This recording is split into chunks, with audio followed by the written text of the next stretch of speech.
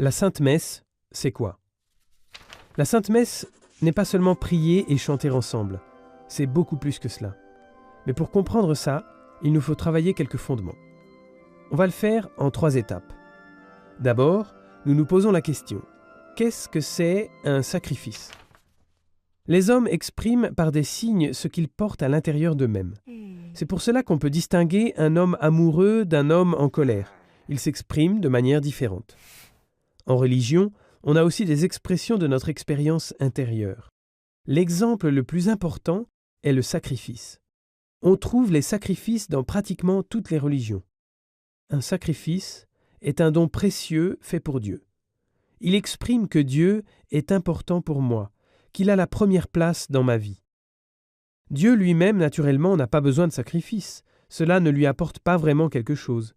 Mais nous avons besoin de ces signes extérieurs, car c'est, selon notre être, notre manière d'exprimer ce qu'on porte à l'intérieur. Bon, voilà pour les sacrifices. Étape numéro 2, quels sacrifices trouvons-nous dans notre religion? Dans l'Ancien Testament, il y a beaucoup de sacrifices différents, par exemple celui d'Abel, celui d'Abraham ou celui de Melchisédek. Et puis le nombre de sacrifices que la loi de Moïse a prescrit. Tous ces sacrifices doivent, on l'a dit, exprimer que Dieu est ce qu'il y a de plus important dans la vie des hommes. Et puisque malheureusement les hommes sont des pécheurs qui mettent autre chose au-dessus de Dieu, beaucoup de sacrifices servaient à rétablir le bon ordre pour remettre Dieu à la première place. Des sacrifices pour des péchés commis, on les appelait sacrifices d'expiation. C'est donc cela les offrandes dans l'Ancien Testament. Il y a aussi une offrande dans le Nouveau Testament, une seule, c'est l'offrande de Jésus. À la croix, il offre sa vie d'une manière parfaite, et il le fait en expiation pour les péchés de l'homme. Son obéissance aimante contrebalance la désobéissance indifférente de l'homme pécheur. Il rétablit l'ordre entre Dieu et l'homme. Puisque l'offrande de Jésus est parfaite, il n'y a plus besoin d'autres offrandes. Son offrande est la seule de la nouvelle alliance. Bon, maintenant on sait ce qu'est une offrande et quelle offrande a eu lieu, et que l'offrande de Jésus est tellement parfaite qu'on n'en a plus besoin d'autre. Alors voici le 3e point. Le nom Sainte Messe est connu de tous, mais aujourd'hui, tout le monde ne sait pas qu'on parle aussi du Saint Sacrifice.